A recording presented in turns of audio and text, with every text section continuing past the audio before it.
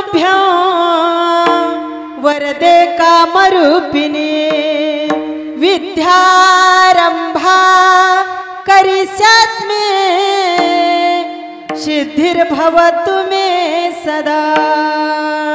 सेवे लागी सेवक झालो तुमच्या लागलो निज चरणा। आम्हो स्वामी सुखया देव यावरी न करावा वेरो।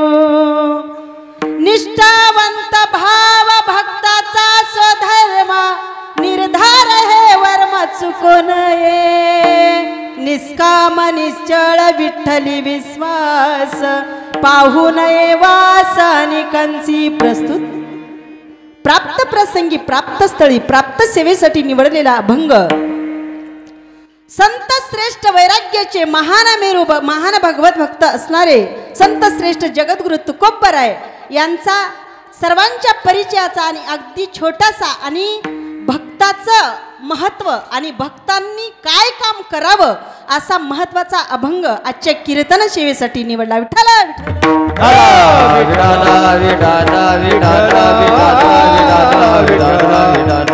जगद्गुरु तुकोबराय अभंगामध्ये भक्तांनी काय कर्म करावं, ज्या वेळेला भगवंताची शरणागती करायची त्यावेळेला कर्म काय करायचं आणि भगवंतावरती कसा भाव ठेवायचा हे या अभंगामध्ये जगद्गुरु तुकोबराय सांगते। ते सांगतायत की बाबांनो, निष्ठावंत भाव भक्ताचा स्वधर्म। ज्या भक्ताचा भाव निष्ठावंत आहे, वास्तविक पाहता खऱ्या अर्थानं तेच त्याचा धर्म आहे। स्वतःचा धर्म काय आहे, कारण याच्यामध्ये धर्म सांगितलेला आहे। धर्म कारण ज्याचा त्याचा धर्म, कोण कोणत्या धर्माने वागतो, कोण कोणत्या धर्माने वागतो, परंतु भगवंताचा भक्त जो असेल त्या भक्ताचा धर्म काय असेल तर भगवंतावरती निष्ठावंत भाव ठेवणं हाच खऱ्या अर्थानं काय आहे तर धर्म आहे। म्हणून जगद्गुरु तुकोबराय सांगतात की भगवंताच्या भक्तांनी निष्ठावंत भाव ठेवायचा असेल तर ते निष्ठावंत भाव म्हणजेच हा काय आहे, एक भक्ताचा धर्म आहे, स्वतःचा धर्म आहे। आणि म्हणून तुकोबराय सांगतात की अशा पद्धतीने असा हा निर्धार, असा हा नित्य नेम भगवंताच्या भक्ताने कधीही चुकू दिला नाही पाहिजे असा अभंगाच्या पहिल्या चरणात सांगतायत। आणि दुसऱ्या चरणात सांगतायत की मग भगवंतावरती जो भाव ठेवतो ना, जी निष्ठा ठेवतो त्याच्या ठिकाणी निष्कामता असली पाहिजे, हे की नाही? निष्काम त्याची सेवा असली पाहिजे, त्याच्या ठिकाणी कोणत्याही प्रकारची सकामता नसावी आणि त्यांचं अंतःकरण शुद्ध असलं पाहिजे। कारण ते सांगतात निष्काम निश्चळ विठ्ठली विश्वास कसा पाहिजे, निष्काम। आणि परत दुसरी गोष्ट म्हणजे निश्चळ, निश्चळ म्हणजे स्वच्छ आणि निर्मळ असं असणारा अंतःकरण। आणि या अंतःकरणाच्या अशा मनुष्याने, अशा भक्ताने काय करावं तर विठ्ठलावरती विश्वास ठेवावा। आणि विठ्ठलावरती विश्वास ठेवल्याच्या नंतर त्यांनी असं समजू नये की दुसरा कोणी ठेवत नाही, मी का बरं ठेवू, असं बिलकुल। कारण पाहो नये वास अनेकांसी। आणि मग सांगताय तुकोबराय की शेवटच्या चरणात म्हणतात जे मग अशा भगवंताच्या भक्तांनी भगवंताकडे गेल्याच्या नंतर अशा भावनेनं भगवंत त्याची कधीही उपेक्षा करत नाही। का केली तुम्ही ऐकले का कोणी? नाही, नाही ऐकलं महाराज। त्यांनी काय केलं, जो भगवंताचा भक्त भगवंताजवळ जाईल अजिबात उपेक्षा केली नाही आणि कधीही त्याचा नाकार केला नाही, प्रत्येकाचा स्वीकार केला, मग त्या ठिकाणी कसाही असो। कारण चोखोबराय सांगतात एका ठिकाणी खटनट यावे शुद्ध होऊन जावे, हो खटनट यावे शुद्ध होऊन जावे, हो खटनट यावे शुद्ध होऊन जावे, खटनट यावे शुद्ध होऊन जावे, हो खटनट यावे शुद्ध होऊन जावे, खटनट यावे शुद्ध होऊन जावे यावे शुद्ध होऊन जावे खट नट यावे शुद्ध होऊन जावे खट नट यावे शुद्ध होऊन जावे दौंडी पिटी भावे चोखा मेळा खट नट यावे शुद्ध होऊन जावे दौंडी पीठ व्हावे चोखा मेळा खट नट यावे शुद्ध होऊन जावे दौंडी पिटी भावे चोखा मेळा दौंडी पिटी भावे चोखा मेळा दौंडी पिटी भावे चोखा मेळा हो दौंडी पिटी भावे चोखा मेळा टाळी वाजवावी हो हो गुढी उगारावी हे टाळी वाजवावी गुढी उगारावी वाटही चालावे पंढरीचे वाटही चालावे ओ खट नट यावे शुद्ध होऊन जावे दौंडी पीठ व्हावे चोखा मेळा दौंडी पीठ व्हावे चोखा मेळा दौंडी पीठ व्हावे चोखा मेळा कटी वाजवावे गुढी उभारावे टाळी वाजवावे गुढी उभारावे वाटही चालावे पंढरीचे वाटही चालावे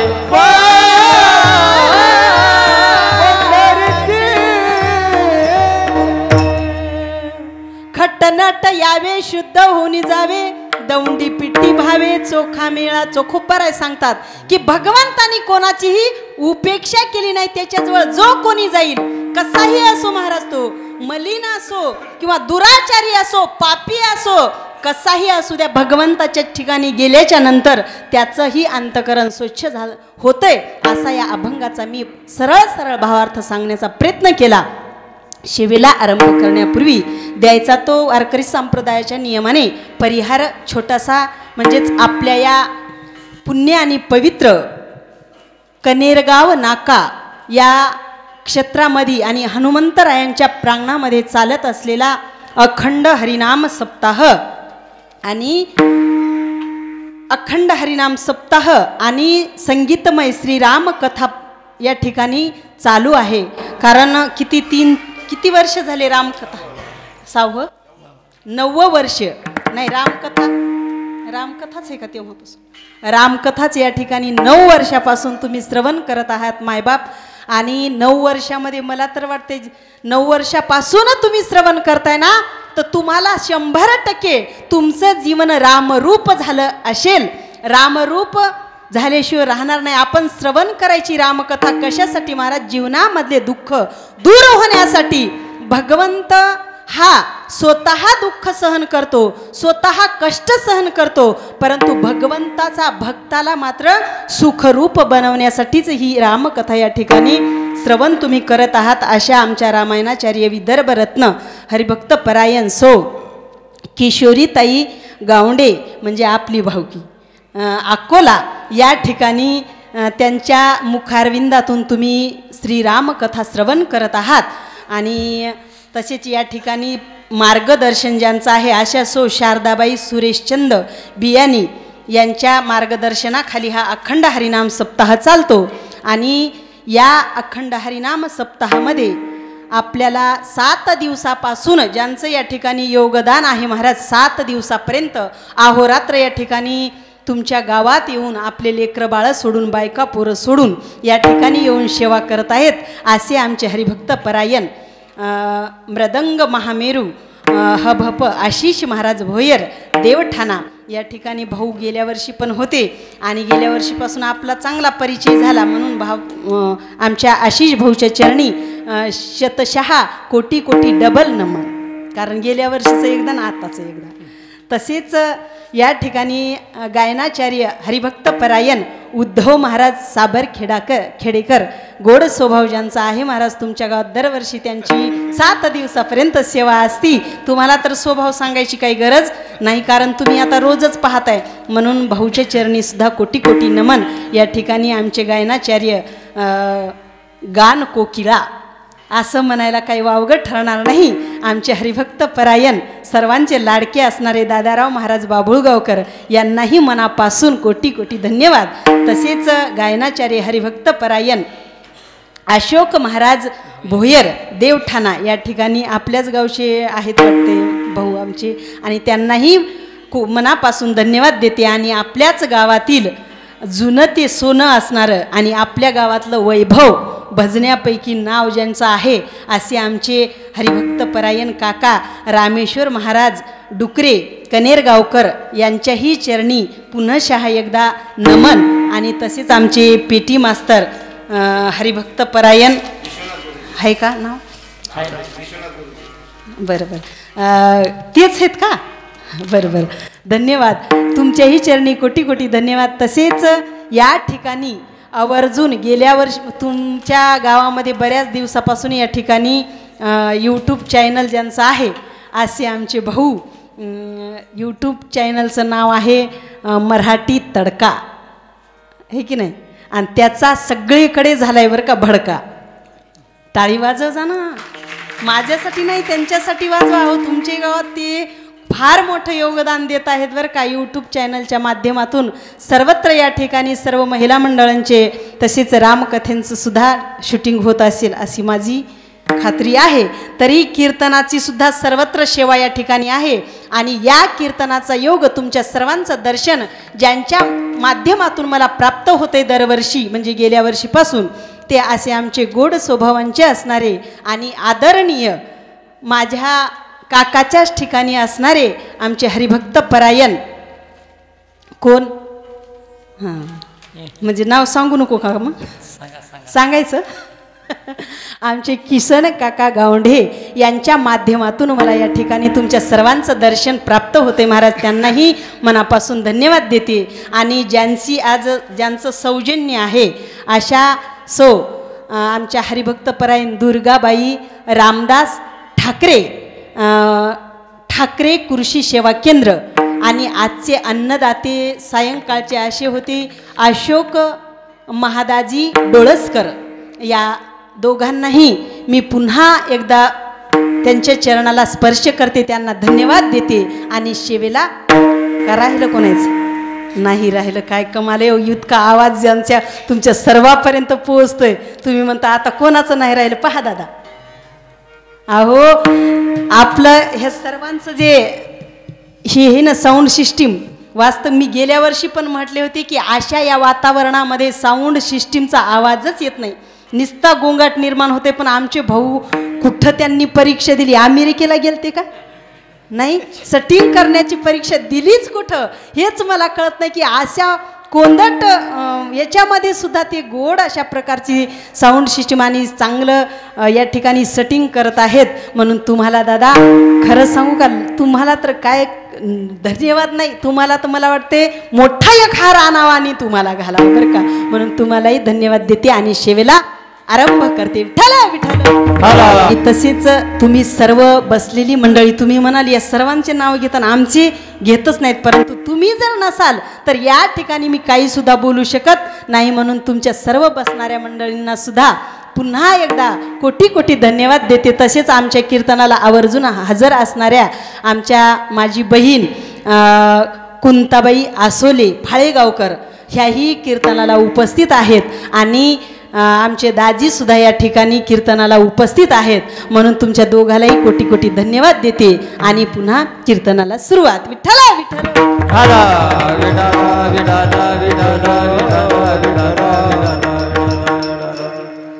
या ठिकाणी जगद्गुरु तुकोबराय सांगतात भक्ताचं लक्षण या ठिकाणी वर्णन केलंय महाराज. आता वास्तविक पाहता भक्त असावा कसा हे जर आपल्याला पाहायचं ठरलं तर तुकोबरायांनीच सांगितलेलं आहे भक्त कसा असावा. तेच सांगतायत की बाबा भक्त म्हणजे कसा असला पाहिजे.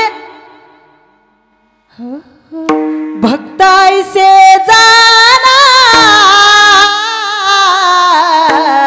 जे देही उदास हो भक्तायसे जाना जे देही उदास हो भक्तायसे जाना जे देही उदास हो भक्तायसे जाना जे देही उदास हो आशा पासने वरने गेल्याच्या पासने वरने हो गेल्याच्या पासने निवारा गेल्याच्या पासने निवारा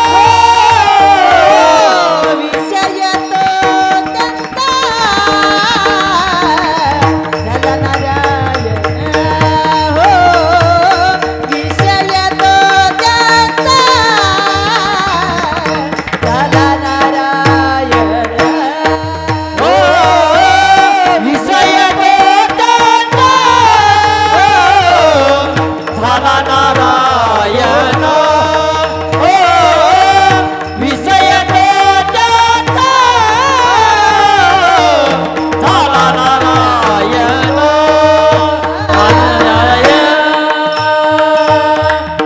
भक्तायसे जाना जे देही उदास गेले अशा पास निवारुनी भक्त कसा असावा तुकोबराय सांगतात की तो भक्त असा असावा की त्याचा देहावर बिलकुल म्हणजे ममत्व नसावं देहावरती नाहीतर बघा ना महाराज सगळं आयुष्य देहाच्या सवरण्यात सजण्यातच चाललं ना बघा तुम्ही महिला मंडळीकडे थोडं लक्ष द्या आणि त्याही पेक्षा आजकाल पुरुष मंडळी त्याच्यापेक्षा देहाकडे जास्त लक्ष देत आहेत बरं का परंतु भगवंताचा भक्त देहाकडे अजिबात लक्ष देत नाही महाराज ते म्हणतायत असो ऐसा कोठे आठवची नाही देहीच विदेही भोगुदशा या ठिकाणी सांगतात भगवंताचा भक्त ती अवस्था आहे जीवनमुक्ताची महाराज आणि अशा जीवनमुक्त अवस्थेमध्ये तुकोबराय सांगतात की खऱ्या अर्थाने भगवंताचा भक्त असा जर असेल तर अशा भक्तानं भगवंताकडे गेलं पाहिजे आणि गेल्याच्या नंतर खरं जर सांगायचं भक्त कोणाला म्हणतात ही या ठिकाणी सांगितलं की त्यांनी काय केलं पाहिजे रात्रंदिवस भगवंताचं चिंतन केलं पाहिजे महाराज नाही तुकोबराय सांगतात की आम्ही कसं करतो रात्र ही दिवस पांडुरंगा रात्र ही दिवस ओ पांडुरंगा रात्र ही दिवस पांडुरंगा रात्र ही दिवस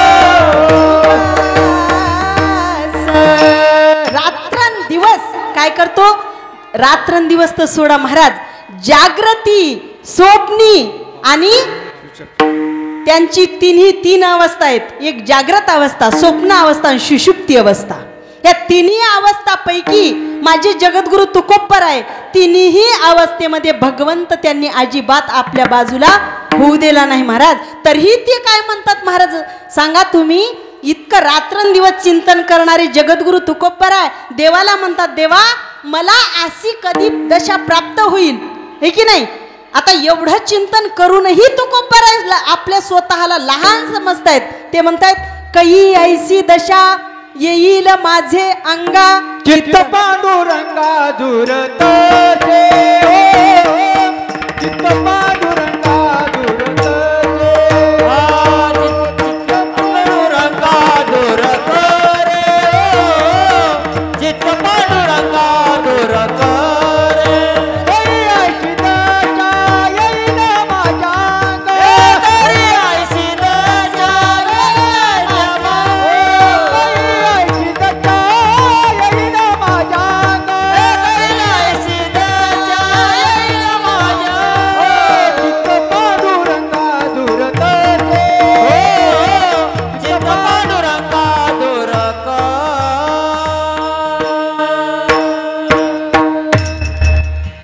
ऐसी दशा येईल माझे अंगा, चित्त पांडुरंगा झुरत असे. तुकोबरांची अशी दशा नव्हती का? तरी पण भगवंताकडे जाऊन ते म्हणतायत की बाबा देवा, माझी दशा अशी कर की तू मला एक क्षण सुद्धा बाजूला झाला नाही पाहिजे. असा खरा भक्त आहे महाराज. त्याही पलीकडे आपल्याला सांगायचं ठरलं तर अनेक पुराण आहेत, अनेक ग्रंथ आहेत, वेद आहेत, आणि याच्यापैकी आपल्या गावामध्ये जे पुराण लावलेलं आहे त्या पुराणाचं नाव आहे श्रीराम कथा रामायण. तुलसी रामायण असेल किंवा वाल्मिकी रामायण असेल, तुलसी रामायण बरोबर आहे, परंतु रामायणाचे प्रकार भरपूर आहेत महाराज. आणि या ठिकाणी तुलसी रामायण या ठिकाणी लावलेलं आहे. आपण रामायणामध्ये सर्वजण प्रत्येक जणांनी श्रवण केलेलंच आहे, तरीही आपल्याला अभंगात उतरण्यासाठी अत्यंत गरजेचा एक मुद्दा त्या ठिकाणी आपल्याला घ्यायचा आहे. तो म्हणजे असा की निष्ठावंत भक्त कसा असला पाहिजे, आणि त्याच्यामध्ये धर्म सुद्धा ज्याचा त्यांनी कसा निभवला. लक्षात ठेवा, रामायणामध्ये या ठिकाणी सांगितलेलं आहे की ज्या वेळेला राजा दशरथांना पुत्र नव्हते आणि मग पुत्र कामिष्ठी यज्ञ करून त्यांना 4 पुत्राची प्राप्ती झाली. 4 पुत्राची प्राप्ती झाल्याच्या नंतर राम, लक्ष्मण, भरत आणि शत्रुघ्न हे 4 पुत्र झाले महाराज. आणि झाल्याच्या नंतर मग मात्र कर्मधर्म संयोगाने विश्वमित्रांनी काय केलं, राम प्रभूला यज्ञ पूर्ण करण्यासाठी, यज्ञ पूर्ण होण्यासाठी सहकार्य म्हणून रामाला दशरथाकडे मागणी केली. आणि दशरथ राजांनी वशिष्ठांनी मध्यस्थी करून त्यांना पाठवलं वनामध्ये. म्हणजे त्यांचा यज्ञ पूर्णत्वाला गेला. आणि मग मात्र तिथून पुढे जनकपुरीला गेले. आणि गेल्याच्या नंतर हे सर्व तुम्हाला सांगायची काही मला जास्त गरज नाही, मी पटपट पुढे जाणार आहे. आपल्याला निष्ठावंत भाव कसा असावा हे सिद्ध करायचे. आणि मग मात्र जनकपुरीला गेल्याच्या नंतर, तेथे जाऊन गेल्याच्या नंतर सीता आई साहेबासोबत रामप्रभूंचा विवाह संपन्न झाला. तिथे 4 भावंडांचा विवाह झाला आणि 4 भगिनींचा सुद्धा त्या ठिकाणी विवाह संपन्न झालेला आहे.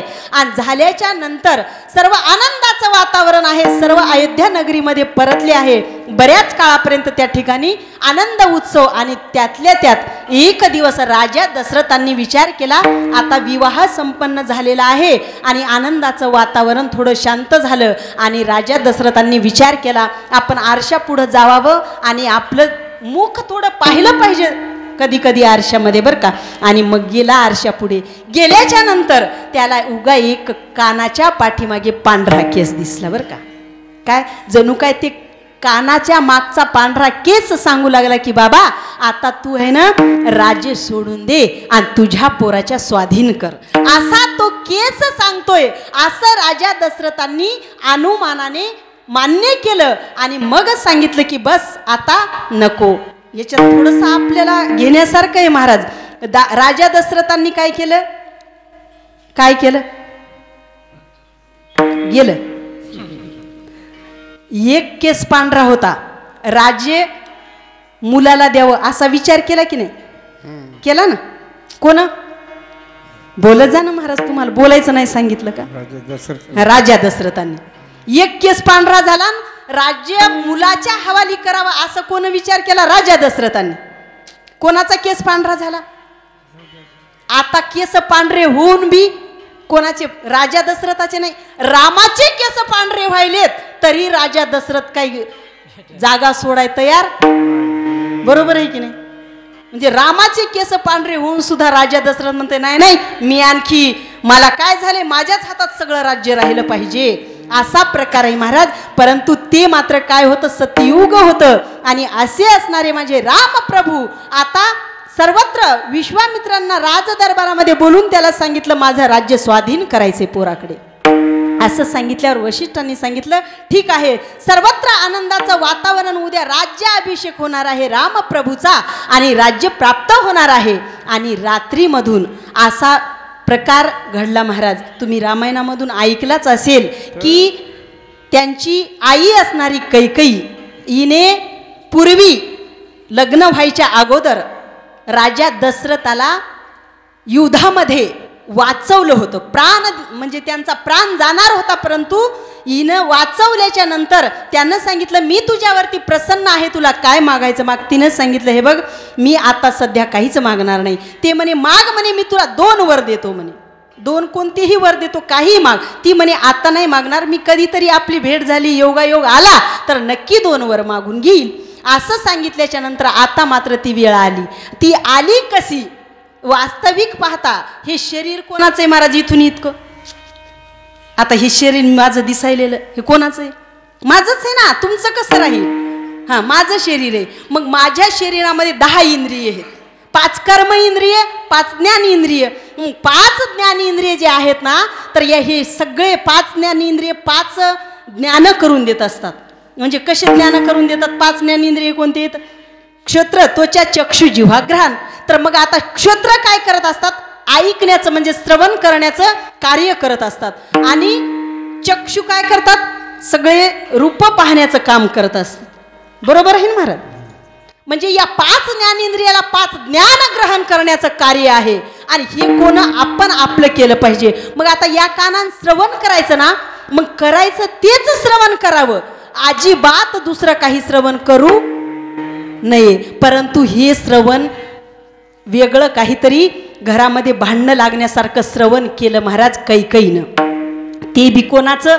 लायकी नसलेल्या माणसाचं जर आपण ऐकलं तर आपला सत्यानाश झाल्याशिवाय राहणार नाही. विठ्ठल विठ्ठल. तुम्हाला खरं सांगू का महाराज, जीवन जगत असताना एक सांगते की आपल्या बरोबरीचा एकतर व्यक्ती पाहिला पाहिजे, नाहीतर आपल्यापेक्षा उच्च काहीतरी त्याची दर्जा असली पाहिजे. मग त्याचा नौकर होऊन राहिलं तरी काय हरकत नाही. शहाण्याचा नौकर होऊन राहावं, परंतु गाढवाचा मालक होऊन राहण्यात काही अर्थ नाही बरं का. लक्षात ठेवा. विठ्ठल.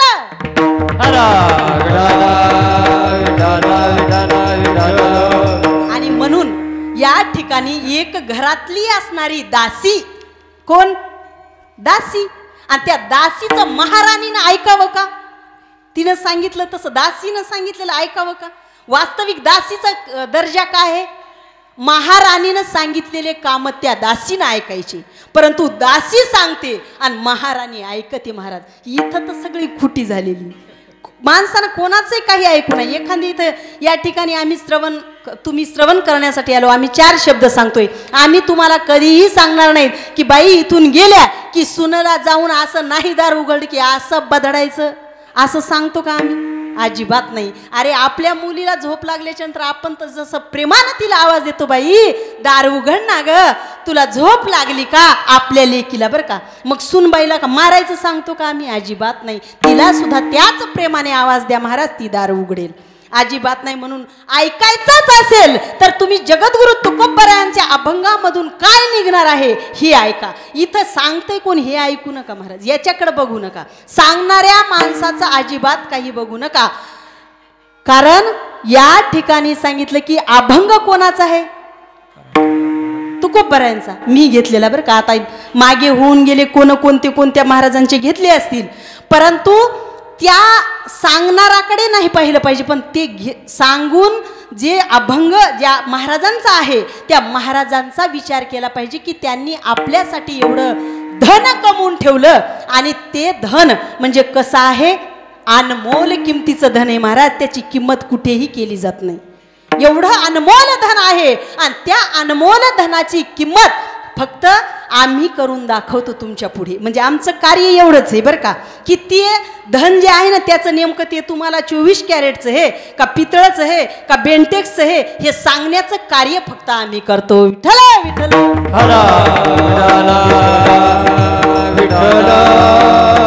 आणि म्हणून या ठिकाणी काय झालेलं आहे की सांगायचं आणि ऐकायचं असेल, सांगणारानं त्याच्या पद्धतीने सांगावं, ऐकणारानंही जरी सांगणारा काही सांगत असेल तर आपल्याला जेवढं लागतंय तेवढंच घेतलं पाहिजे, बाकीचा त्याग केला पाहिजे.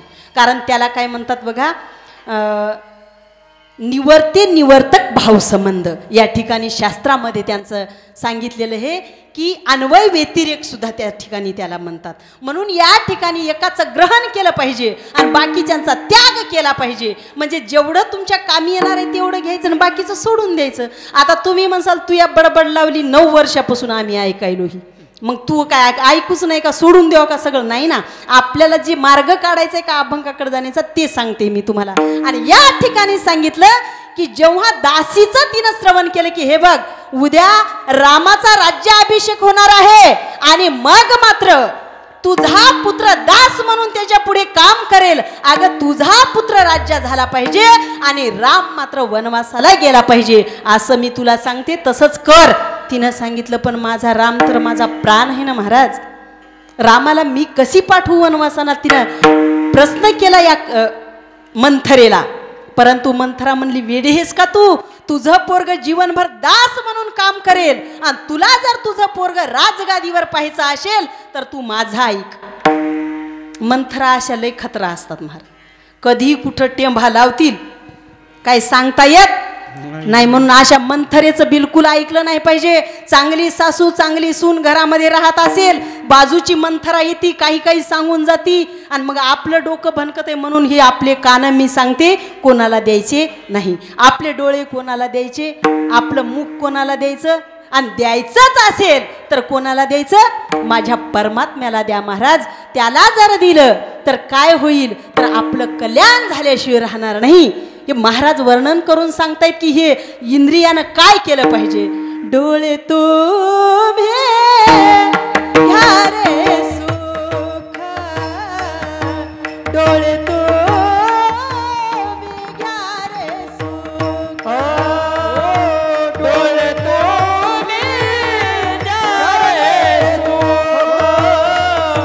डोळे तुम्ही द्या रे सुख.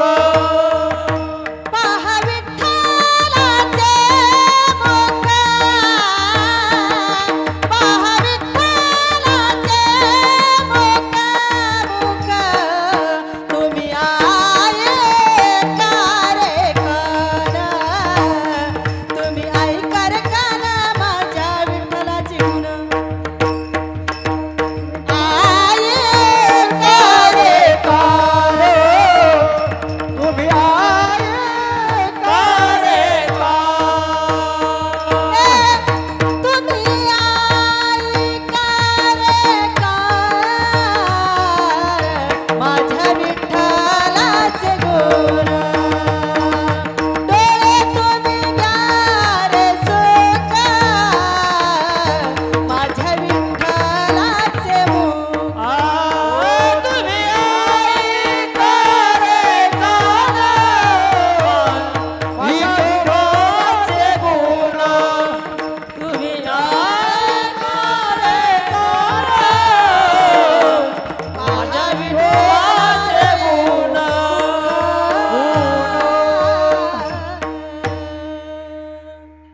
काय सांगितलं या ज्ञानेंद्रियाला?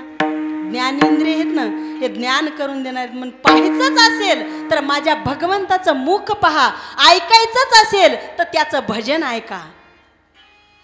आपल्या या कर्म इंद्रियानं कर्म करायचंच असेल तर काय करायचं? पायानं तीर्थयात्रा करायची, हाताने दान धर्म करायचा, उगाच सोन्याच्या बांगड्या घालून मिरवायचं.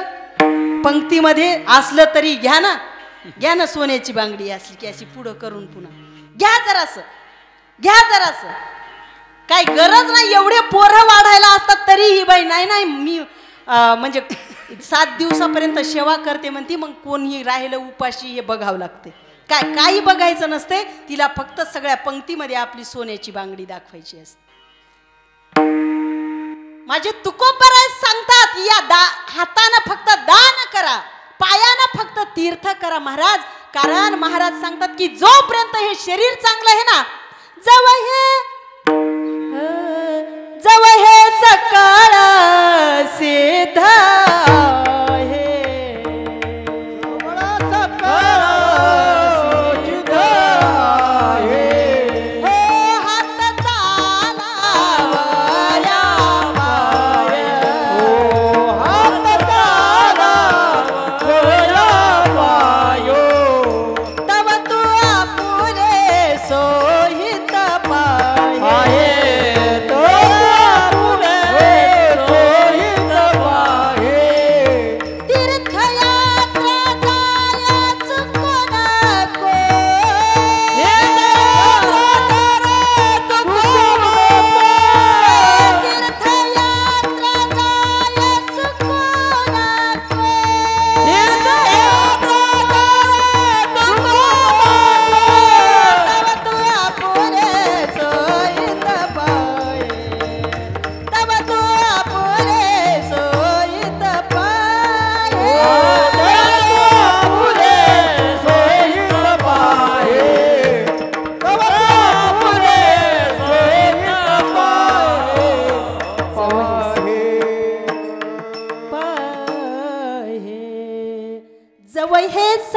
सिद्ध आहे. हॅलो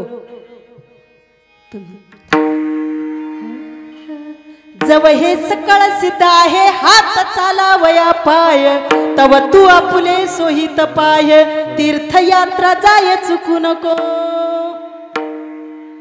विठ्ठल विठ्ठल विठ्ठल विठ्ठल विठ्ठल विठ्ठल विठ्ठल विठ्ठल.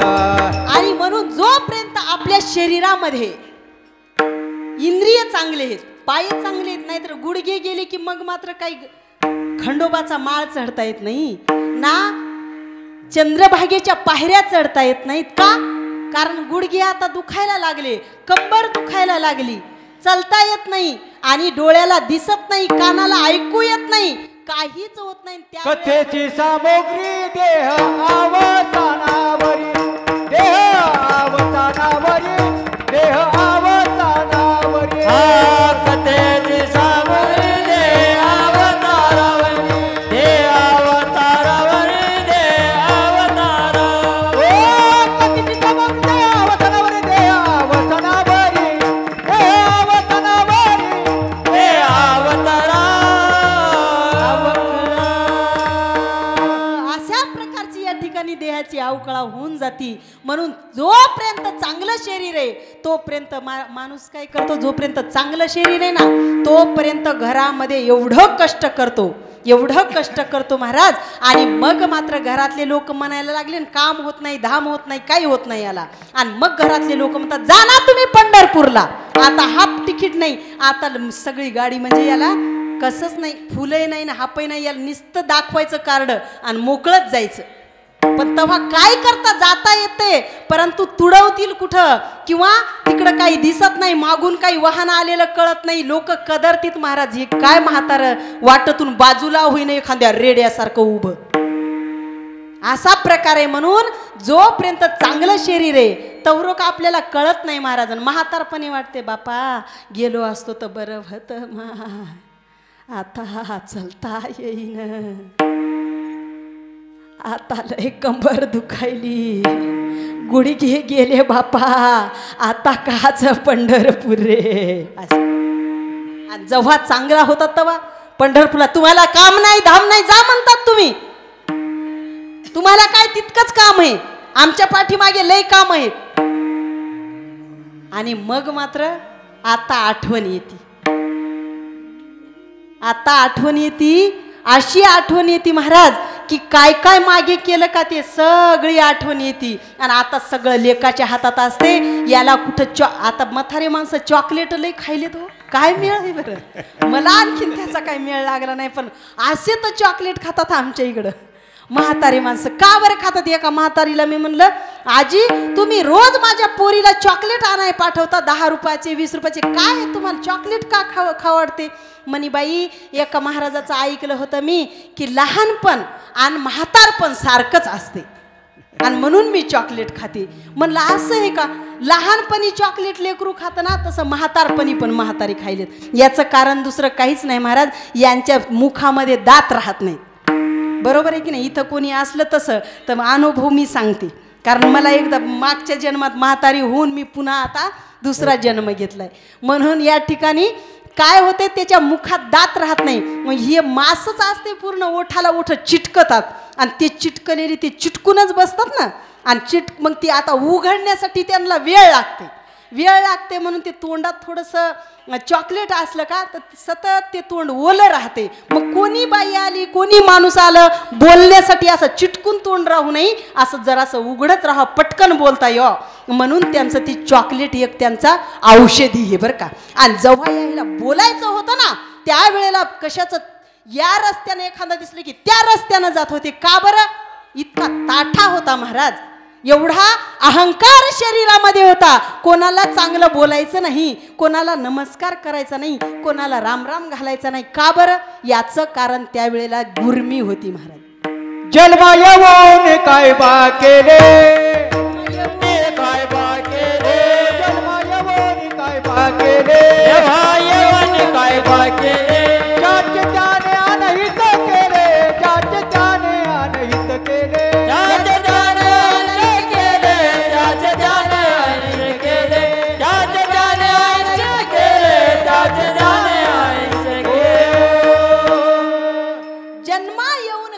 केले ज्याचे त्याने अनहित केले किंवा नाही तरी गेला जन्मवाया नाही तरी गेला जन्मवाया नाही तरी गेला जन्मवाया नाही तरी गेला हो करिता बरोबर पुरावरती दोरे करिता बरोबरी दुरावरती दोरे हे करिता दुरावित दुरे करिता दुरावित नाही तरी गेला सांगतो तुम्हासी भजारे विठ्ठला नाही तरी गेला जन्म वाया अरे विठ्ठलाला भजा नाहीतर हा आलेला जन्म वाया गेल्याशिवाय राहणार नाही अशा या पद्धतीने सांगितलं म्हणून रामप्रभूला राजगादी प्राप्त होणाऱ्या मंथरेनं सगळं विष कालवून ठेवलं तिनं लगेच मालकाला सांगितल्याच्या नंतर आनंदाच्या भरात राजा दशरथ तिच्या महालात गेला महाराज गेल्याच्या नंतर त्यांनी विचार केला बिचारा इकडून इकडे चक्रा मारू लागला की माझी आता पत्नी येईल ना मी आनंदाची बातमी माझ्या पत्नीला सांगेल कारण सर्वात आवडणारी पत्नी म्हणजे कैकई होती आणि कैकईला ही आनंदाची बातमी सांगितल्याच्या नंतर विचार केला तिनं आल्याच्या नंतर राजा दशरथ इतके आनंदी दिसल्यावर तिनं सांगितलं काय हो लयच आनंदी दिसायले आज कोणी भेटलं होतं का तुम्हाला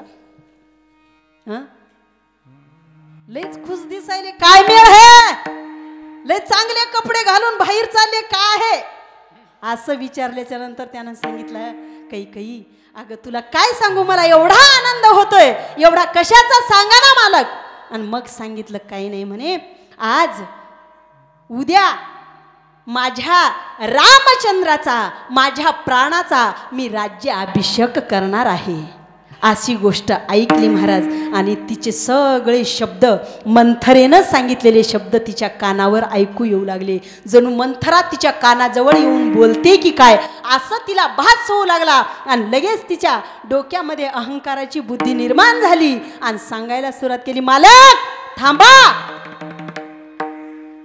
काय झालं कैकई काय नाही म्हणे उद्या तुम्ही राजगादीवर ज्याला बसवणार आहात ना माझे मला अगोदर 2 वर द्या म्हणे आणि तेव्हा तुम्ही राजगादीवर कोणाला बसवायचं तर बसवा आधी मला 2 वर द्या सांग ना मी लय आनंदी आहे आणि आनंदाच्या भरामध्ये माणूस काही कोणाला देऊ शकतो महाराज लक्षात ठेवा आनंदी आहे मी सांग तुला काय वर पाहिजे अगं तुला तर लय दिवसापासून म्हणतो मी तुला की तुझे 2 वर तू मागून घे ती म्हणे मालक आज माझी वेळ आलेली आहे आज मला 2 वर पाहिजे सांग काही काय पाहिजे आणि मग सांगू लागली काही नाही म्हणे माझ्या पुत्राला राजभरताला राजगादीवर बसवा आणि रामप्रभूला 14 वर्षाचा वनवास झाला पाहिजे असं ऐकल्याबरोबर राजा दशरथाच्या काळजामध्ये जसे बाण मारावे असा त्याला वेदना झाल्या असा व्याकुळ झाला म्हणे अगं तुझ्या तोंडातून असे शब्द तरी कसे बाहेर येतात रात्रंदिवस तू तर सर्वात जास्त रामप्रभूवरती प्रेम करती आणि रामप्रभूला 14 वर्षाचा वनवास असा शब्द खरंच सांगते का खोटं बोलते माझी मजाक करते तिने सांगितलं मालक मजाक नाही आणि उद्या माझा भरत राजगादीवर बसला पाहिजे आणि रामप्रभू मात्र वनवासाला गेला पाहिजे ही मजाक नाही म्हणे मी खरं सांगते सत्य सांगते असं सांगितल्याच्या नंतर तिच्या चेहऱ्याकडे पाहिलं आणि ते हावभाव पाहून तेव्हा राजा दशरथाला खरं वाटलं आणि वाटल्याबरोबर राजा दशरथांनी गुडघे महाराज जमिनीवर टेकले आणि आपल्या कपाळाला हात लावला की हे काय झालं म्हणून आता कोणाला सांगता येईन महाराज असंच असते 2 बायका ज्यानं केले का महाराज मागल्या बायकून काही त्याला जर समजा आता हे केलं ना किती त्याला रगडून घेतलं याला काही ते दुखणं कोणाला सांगता बी येत नाही आणि कोणाला काहीच करता येत नाही असं आहे लय प्रॉब्लेम आहे म्हणून आता 2 तर सोडा एकच भेटणं फार मुश्किल झाली बरं का. आणि म्हणून याला वाटलं आता काय सांगावं कोणाला. रामप्रभूला सांगता येईना, कौशल्य मातेला सांगता येईना, कोणाला सांगता येईना. महाराज जाग्यावर हुंदके देऊ देऊ रडत होता. प्राण जातो की काय अशी त्यांची अवस्था व्याकुळ झाली. आणि मग विचार केला काय करावं. असं सांगितल्याच्या नंतर आता हे वरचा भाव सर्वांना माहीत आहे महाराज, परंतु खरं सांगू का, ही अशा सर्व घटना व्हायच्या अगोदर हे वनवासाला जाण्याचं कारण म्हणजे कोण आहे. सगळेजण कैकेयीला सहज तुम्ही दोष देता की नाही, की काय कैकेयी हे माय आणि तिनं कसं पाठवावं रामप्रभूला वनवासाला, अशी कशी माय हे सावत्र झाली म्हणून काय झालं, 14 वर्ष कुठं वनवास असतो का, असं सर्वांना वाटतं. पण खरंच सांगू महाराज, अरे कौशल्यानं प्रेम केलं नाही माझ्या रामप्रभूवरती एवढं माझ्या कैकेयीनं त्या रामप्रभूवरती प्रेम केलं. खरंच सांगू, माझा राम हा निस्त राज्य चालवण्यासाठी अवतार कार्य धारण करून नव्हता आला, तर या पृथ्वीवरचा भार कमी करण्यासाठी अवतार कार्य धारण करून आला. आणि मग मात्र कैकेयीला सांगितलं, माते मला राजगादी माझा बाप उद्या देणार आहे, तुला माझं एक काम करावं लागेल. तू माझ्यावर प्रेम करती ना. ती म्हणे, प्रभू रामचंद्रा, अरे तुझ्यावर प्रेम, अरे तुला प्राण सुद्धा द्यायची तयारी माझी आहे, सांग काय पाहिजे. ते म्हणे, फक्त माझं एकच काम करा आई, मला राजगादी नको. मी जर राजगादी राज्य चालवत बसेल तर ह्या दृष्टांचा संहार कोण करेल. आणि म्हणून तू माझं एक कार्य कर. काय करायचंय रामा सांग ना. सांगितलं, काहीच नाही, उद्या राज्याभिषेक होणार आहे ना, आणि मला माझा पिता, मला तर पिताचं वचन मोडता येणार नाही, परंतु तू तुझे 2 वर मागून घे, तुझ्या पुत्राला राजगादी मागून घे, मला 14 वर्षाचा वनवास मागून घे.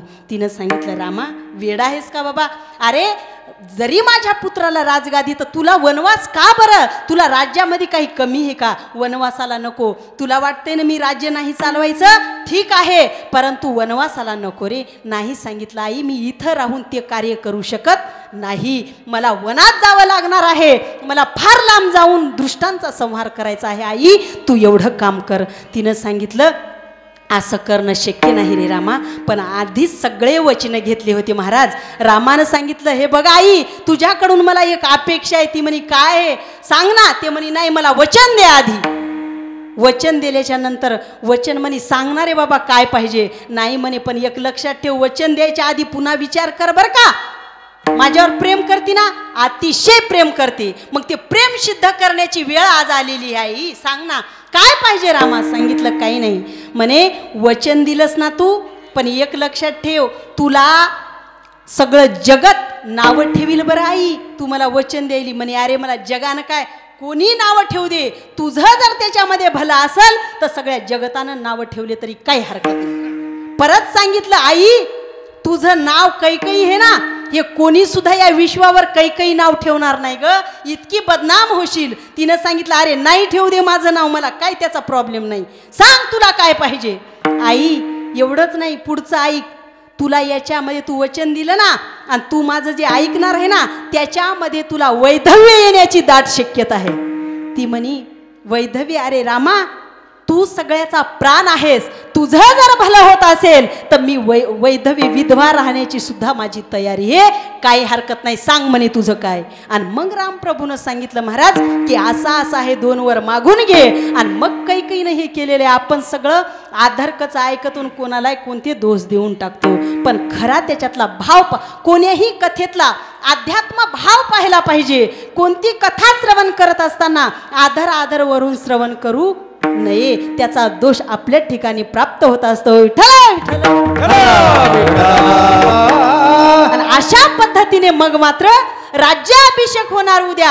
आता दशरथ राजा व्याकुळ झालेला आहे, इकडे कैकेयीने वर मागितले, आणि सकाळी मात्र आता राज्याभिषेक होणार ना, त्या अयोध्या नगरीतले सगळ्या लोकांचे त्या नगरीतले चेहरे पडले. महाराज काय झालं रात्रीतून कोणाला काही कळच ना, तयाऱ्या सगळ्या स्तब्ध झालेले आहेत.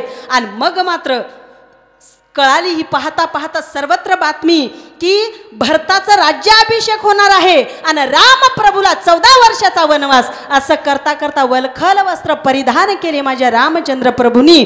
आणि मग मात्र सीता आईसाहेबांनी सांगितलं, स्वामी तुम्ही कुठे निघालात आणि माझा कशाचा निरोप तुम्ही घेणार आहेत. काहीच नाही, कारण काय सांगितलं म्हणे की चंद्र तेथे चंद्रिका, शंभू तेथे अंबिका संत तेथे विवेका आसनेची कीजे. अरे जिथं माझे पती असतील तिथं खऱ्या अर्थानं माझं काम आहे. मी इथं राज्य भोगण्यात आणि या राज्यामध्ये राहून माझं काही होणार नाही. आणि म्हणून पत्नी धर्माच्या नियमाने मी तुमच्या सोबत येणार. लक्ष्मणास सांगितलं, दादा तुम्हीच माझं सर्वस्व आहात. मला तुमच्याबरोबर तुमची सेवा करण्यासाठी आणि आईसाहेबांची सेवा करण्यासाठी मला याचं निघाले महाराज सगळे. आणि गेल्याच्या नंतर भरताला ही गोष्ट कळाली की माझ्या आईनं रामप्रभूचं काय केलेलं आहे. 14 वर्षाचा वनवास माझ्या आईनं दिलेला आणि मला मात्र राजगादी प्राप्त करून देण्यासाठी हे सगळे नाटकं केले. भरताला राग आला. आई साहेबांना जे नाही ते सांगितलं की तू माझी आई नाही. बऱ्याच काही बोलण्याचे शब्द आहेत महाराज रामायणामध्ये. आणि मग मात्र शेवटी भरतानी सांगितलं की हे बघा मी सुद्धा राज्य भोगणार नाही. मग काय करणार आहात. काही नाही, माझ्या भावाची नित्यनेमानं सेवा करील. आणि मग मात्र त्या ठिकाणी रामप्रभूच्या पादुका घेतल्या आणि पादुका 14 वर्षापर्यंत त्या पादुकांची सेवा केली. आणि ही सेवा केल्याच्या नंतर राज्य मात्र चालवलं नाही. का. माझ्या भावाचा अधिकार आहे आणि माझं कर्तव्य एकच आहे, माझा धर्म एकच आहे की मोठ्या भावाची सेवा करण्याचा. आणि असं हेच अभंगाचं पहिलं चरण. निष्ठावंत भाव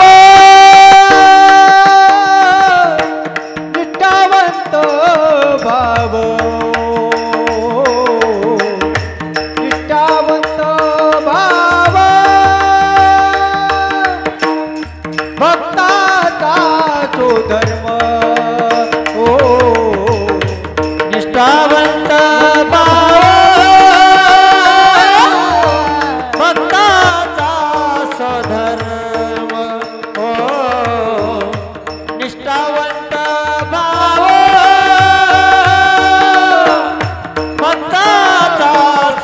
धर्म. निष्ठावंत भाव भक्ताचा तो धर्म. निर्धार हे वर्म चुकू नको. निष्ठावंत भाव भक्ताचा तो धर्म. निर्धार हे वर्म चुकू नये. निष्ठावंत भाव भक्ताचा तो धर्म.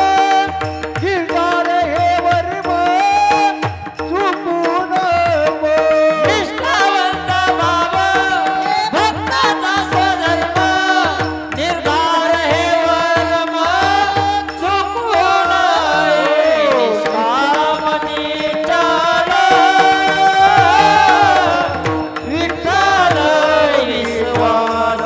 हो निष्कामनी चल विठ्ठल विश्वास. हो निष्कामनी चल विठ्ठल विश्वास. हो निष्कामनी चल विठ्ठल विश्वास.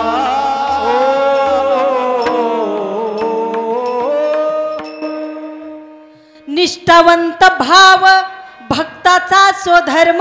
निर्धार हे वर्म चुको नये. असा भक्तांचा इतका भाव पाहिजे महाराज भगवंतावरती. आणि असाच माझ्या भरताचा भाव होता, निष्ठावंत भाव होता. आता याच्यामध्ये बऱ्याच भक्ताचे या ठिकाणी उदाहरणं सांगण्यासारखे आहेत, सांगण्यासारखे. परंतु आपल्याकडे तेवढा वेळ कुठे महाराज, हे की नाही. कारण श्रीमद भागवतामध्ये सुद्धा भक्त प्रल्हादाचं उदाहरण घ्या. नोव्हे अनेक त्या ठिकाणी भक्त आहेत श्रीमद भागवतामध्ये. किती भक्त असतील महाराज. एवढा निष्ठावंत भाव त्यांनी भगवंतावरती ठेवला. प्राण गेला तरी चालेल, परंतु अजिबात इकडे तिकडं अफरातफर नाही. आणि अशा पद्धतीने ध्रुव बाळाचं चरित्र बघा, त्यांचा सुद्धा निष्ठावंत भाव. आणि मग मात्र भरतानं सांगितलं माझा धर्म आहे माझ्या भावाची सेवा करणं. कारण भक्ताचा स्वधर्म स्वतःचा माझा एक. मला जरी माझ्या आईनं इतकं ढवळाढवळ करून मला जरी राजगादी देण्याचा प्रयत्न केला तरी माझा धर्म काय, माझ्या भावाची सेवा करणं. आणि हेच माझा खरा अर्थानं काय आहे, भक्तिभाव आहे माझ्या भावावरती. आता राजगादी प्राप्त करून देणं हे आईचा धर्म. तिच्या जागी बरोबर आहे. कोणी झालं आपल्या लेकरासाठी आई चांगलाच विचार करेल ना. आता कैकेयीनं विचार केला तिच्या पुत्रासाठी, तिने योग्यच केला. ती तिच्या धर्माच्या ठिकाणी बरोबर आहे आणि भरत मात्र त्याच्या ठिकाणी बरोबर आहे. राम प्रभू हे साक्षात जगाचा मालक आहे महाराज, ते त्यांच्या ठिकाणी बरोबर आहेत. त्याला ना राजगादीची गरज आहे ना त्यांना कशाची गरज आहे. ते फक्त अवतार कार्य धारण करून आले ना मनुष्याचं. का बरं आले मनुष्याचं? कारण तुम्हाला खरं सांगू का, जेव्हा जेव्हा या धर्मावरती ग्लानी येते ना, ते संत आहेत ना, संत जे कार्य करतात ते भगवंत करू शकत नाही, आणि भगवंत जे कार्य करतात ते संत करू शकतात. हे ध्यानात ठेवा बरं का. कारण भगवंत एवढा स्वतंत्र नाहीच आहे महाराज की त्याला या जडजीवाचा उद्धार भगवंतांनी साक्षातच करावं ना. खरं पाहायला गेलं तर भगवंतापर्यंत जाण्याचा मार्ग संत दाखवतात. देवानच का बरं दाखवला नसेल डायरेक्ट येऊन? देव करू शकत नाही. हे का? कारण देवाचा कोण विश्वास करायले, आणि विश्वास जाऊ द्या, परंतु देवावर विश्वासच कोणी ठेवीत नाही. पहिली गोष्ट जाऊ द्या, कशाला आपल्याच परिसरात नामदेव महाराज आहेत, त्यांनी संगतीत राहून त्याला तरी वाटलं का की देव मला प्राप्त होईल किंवा मला आता संताची गरज आहे? अजिबात नाही वाटलं महाराज. आणि देवानं कधी त्याचे कान पिळले नाही की अरे तू जाय ना बाबा संताकड, माझ्याकडे डायरेक्ट येऊ नको म्हणून. नाही पिळले कान. आणि मग मात्र संतांनीच त्याला सांगितलं. दया आली महाराज माझ्या मुक्ता आई साहेबांना, तसेच ज्ञानेश्वर महाराजांना, निवृत्तीनाथ महाराजांना, सोपान काकांना, गोरोबा काकांना, ह्या संतांना दया आली. ते दयावानच आहेत ना. संत कसे आहेत? येतो कळवळा येतो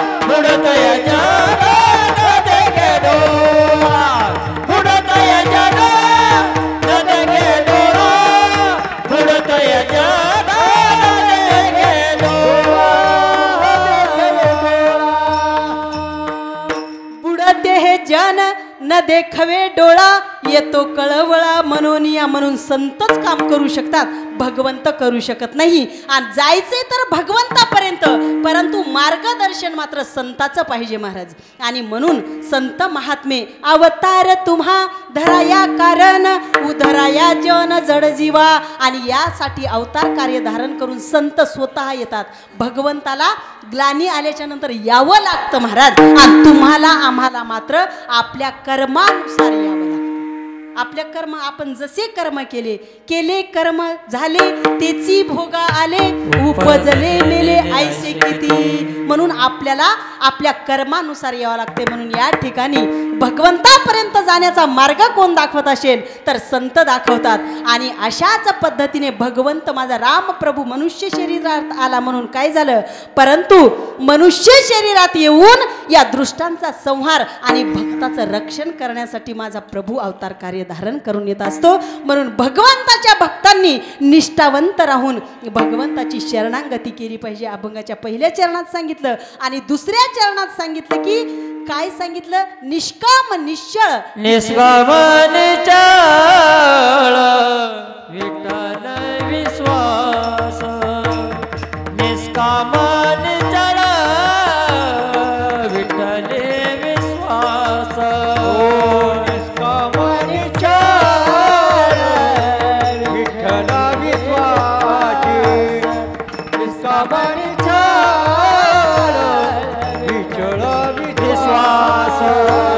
निष्काम निष्कामन विठ्ठल विश्वास निष्कामन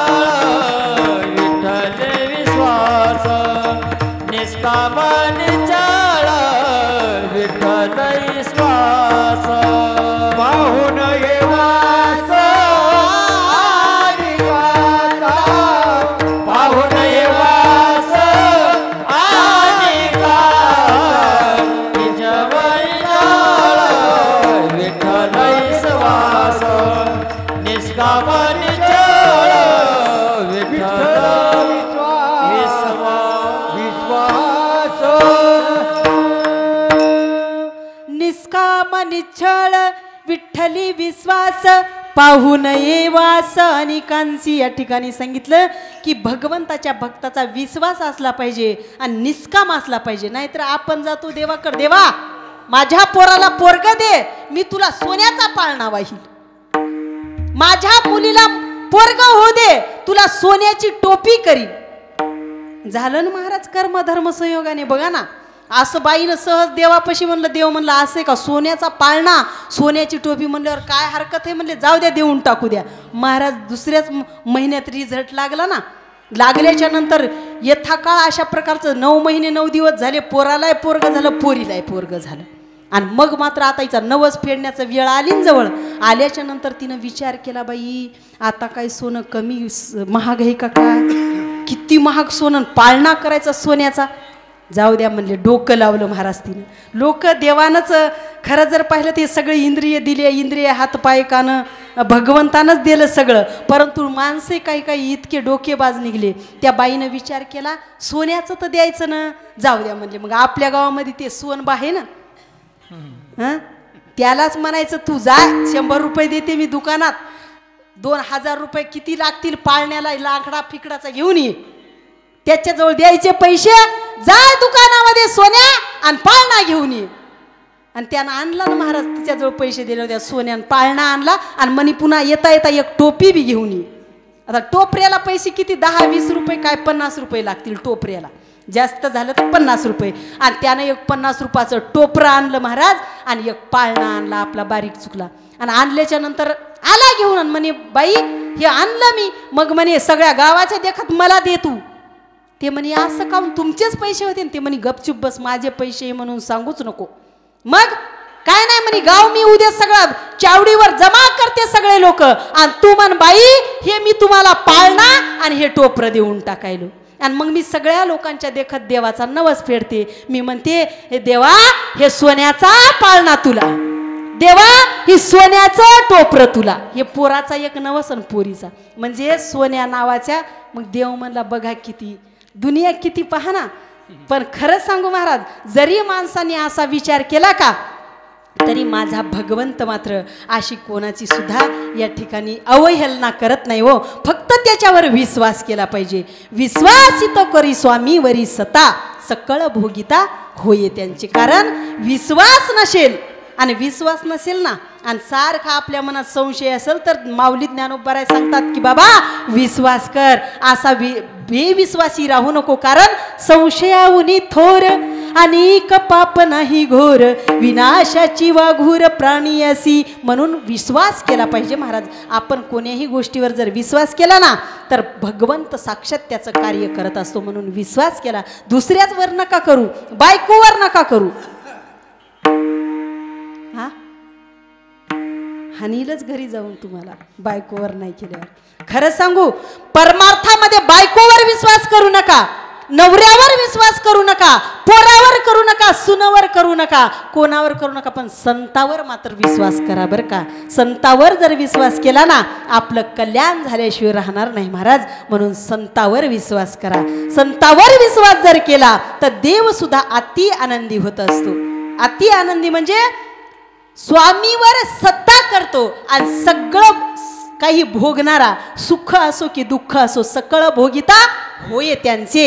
अशा पद्धतीने म्हणून संतावरती. म्हणून तर माझे तुकोबराय सांगतात की संताची हे पायी हा माझा विश्वास सर्व भावे दास झालो त्यांचा. का बरं तेची माझे हित करीती सकळ तेने हा गोपाळ कृपा करी. म्हणून भगवंत कृपा करत असतो, कधीही कोणाची अवहेलना करत नाही. त्याच्याजवळ जो जाईल का त्याची अजिबात उपेक्षा करत नाही. अभंगाचं शेवटचं तुका म्हणे ऐसा कोणी उपेक्षिला, तुका म्हणे ऐसा कोणी उपेक्षिला, तुका म्हणे ऐसा कोणी उपेक्षिला, तुका म्हणे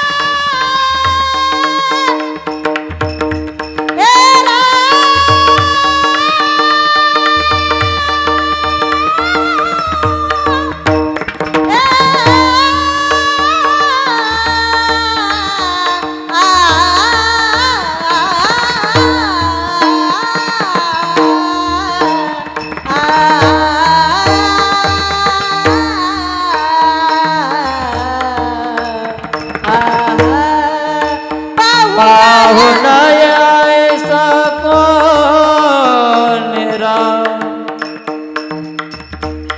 हेरा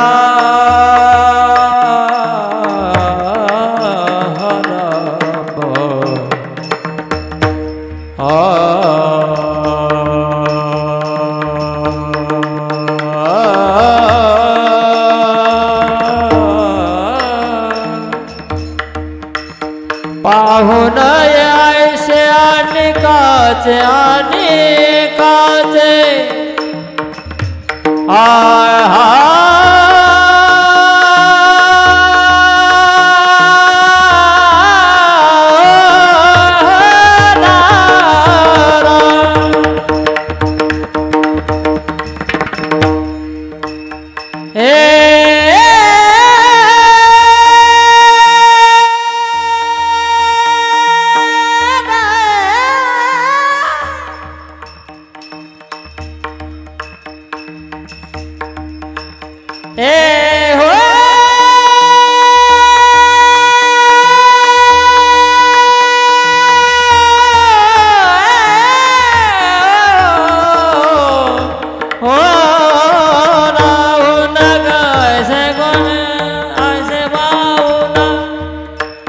पाहुन येवाचा निकाचे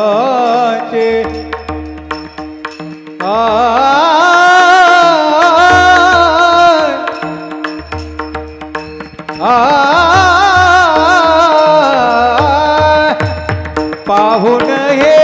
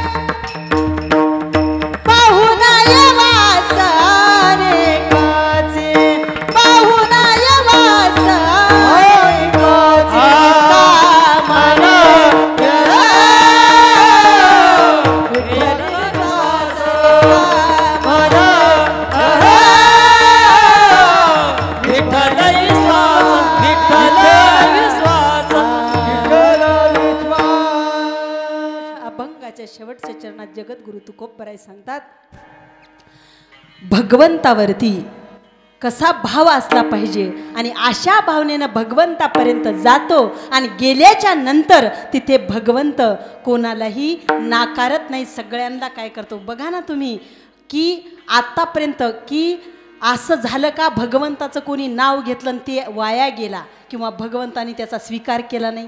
अरे एक विठ्ठलाचं नाव जर घेतलं तरी त्याचा काय झालेला आहे तर भगवंतांनी स्वीकार केलेला आहे. आणि म्हणून या ठिकाणी सांगितलेलं आहे की भगवंतानी त्याची कोणाचीही उपेक्षा केली नाही, सगळ्यांना आपल्या जवळ यारे यारे लहान थोर याती भरत्या नारी नर करावा विचार न लगे चिंता कवनाची. खरंच सांगू तुमच्या कन्हेर गावामध्ये आनंद वाटतो की तुम्ही सर्व गावकरी मंडळींनी तसंच महिला मंडळ पुरुष मंडळींनी इथं स्त्रियांचा कार्यक्रम समजा तुम्ही आवर्जून दरवर्षी ठेवताय. नाहीतर वास्तविक पाहतात संतांचे जे प्रमाण आहे ना त्याला सुद्धा मोडायची वेळ आली महाराज या लोकांपुढं. काही काही गावामध्ये असं झालेलं आहे, अशी परिस्थिती झाली का ते म्हणतात बऱ्याच गावामध्ये आता कसे खूप गावामध्ये असे लोक आहेत त्याला खळ म्हणलं तरी चालतंय बरं का.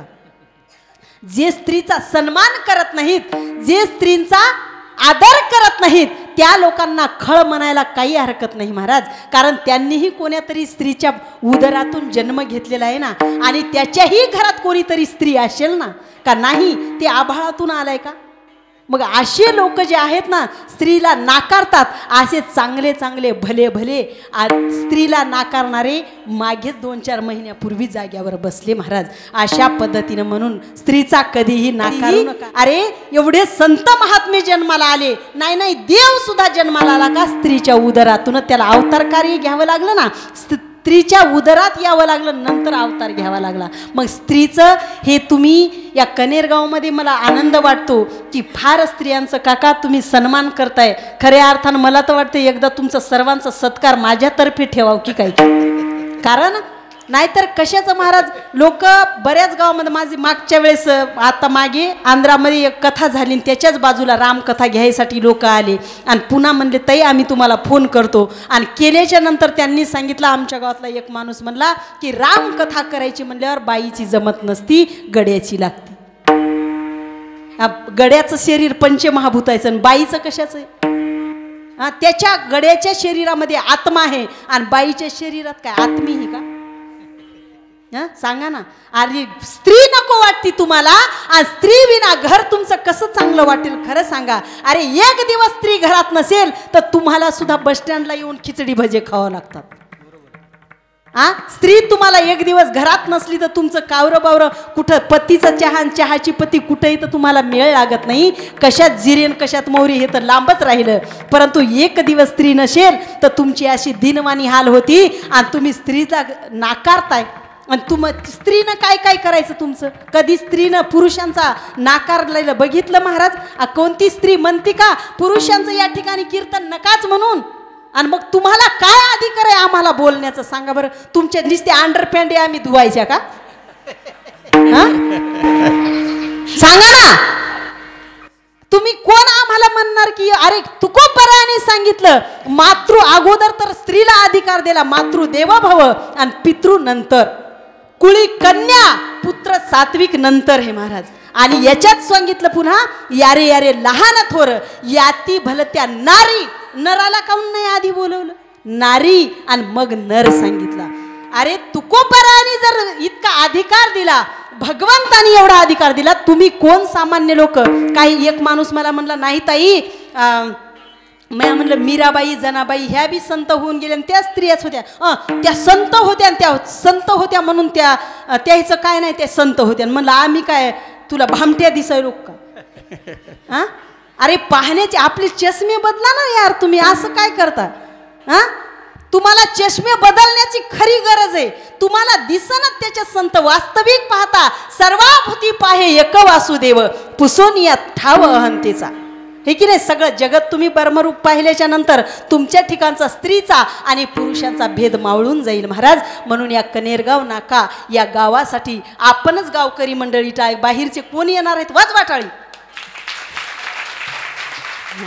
असं की स्त्रीचा तुम्ही आदर करताय. स्त्री महिला मंडळ तुम्ही सर्व या ठिकाणी समोर होऊन कार्यक्रम करता. आमचे काका तुम्हाला भरपूर सहकार्य करतात. ही सगळी पुरुष मंडळी गावातली सगळी तुम्हाला सहकार्य करती. तुम्ही फक्त ठामठोक राहा महाराज. काल परवाच एका बाईनं 4-5 गडी काका बसलेली कीर्तनात आणि अशा महिला मंडळ फुल मंडप भरून बरं का. मी म्हणलं का हो तुमच्या गावात पुरुष मंडळी एवढीच आहे का आणि या एवढ्या मोठ्या महिला आहेत आणि तुम्ही 4-5 पुरुष का. नाही म्हणले ताई. तिकून बायाचा एका सुरात आवाज आला, ताई नाही आमच्या गावात बी आम्ही जेवढ्या महिला आहे ना तेवढेच पुरुष आहेत. म्हणलं मग आहेत कुठं. म्हणले घरी भांडे घासाय ठेवले.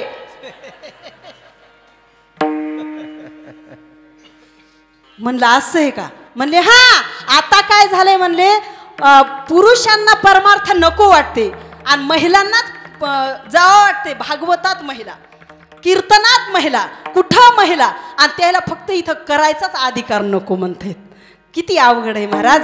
अरे ह्या महिला मंडळ असेल तर मंडपाची शोभा आहे, मंदिराची शोभा आहे, घराची शोभा आहे, लेकरा बाळांची शोभा आहे, नवऱ्यांची शोभा आहे. लक्षात ठेवा. आणि म्हणून या ठिकाणी तुमच्या गावामध्ये आनंद एवढाच मला व्यक्त करायचा. आणि या ठिकाणी तुकोबराय सांगतात की भगवंताकडे नर जा नारी जा सगळे जा. त्याच्या ठिकाणी भेद नाही, भाव नाही, काहीच नाही. ते सर्वांना त्यांच्यामध्ये सामावून घेतात. असा या अभंगाचा माझ्या बुद्धीप्रमाणे मी सांगण्याचा तुमच्या पुढे प्रयत्न केलेला आहे. कारण नोहे हा उपदेश तुमचा बडी बडिलो शेष मज क्षमा करा संती नाही अंगीभूत युक्ती तुमच्या पायाच्या प्रसादे काही बोलिलो विनोदे मज क्षमा करा संती नाही अंगीभूत युक्ती विठोपार कुमाई पार कुमाई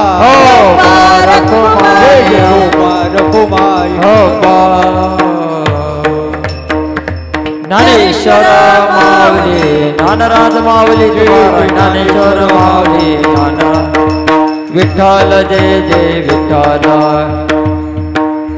निष्ठावंत भाव भक्ताचा स्वधर्म निर्धार हे वर्म चुकू नये निष्काम निश्चळ विठ्ठली विश्वास पाहू नये वास अनेकांची तुका मने ऐसा नाही तुका मने कोणी ऐसा उपेक्षिला नाही ऐकिला ऐसा कोणी निष्काम निश्चळ विठ्ठली विश्वास पाहू नये वास अनेकांची झालेली सेवा माझ्या सद्गुरू माऊलींच्या चरणी तसेच हनुमंतरायांच्या चरणी तुमच्या सर्व भक्त मंडळींच्या श्रोते मंडळींच्या आणि कलाकार मंडळीच्या सेवा समर्पित करून सेवेला पूर्णविराम. विठ्ठल जय जय विठ्ठल हो विठ्ठल जय जय विठ्ठल आ बोलिले जे करू वेडे वाकोडे उतरू करा क्षमा अपराध महाराज तुम्ही आ नाही उच्चारिला जे कारणे आपुला करा क्षमा अपराध महाराज तुका मने ज्ञानेश्वर राखा पाया पैशी करा करा क्षमा अपराध महाराज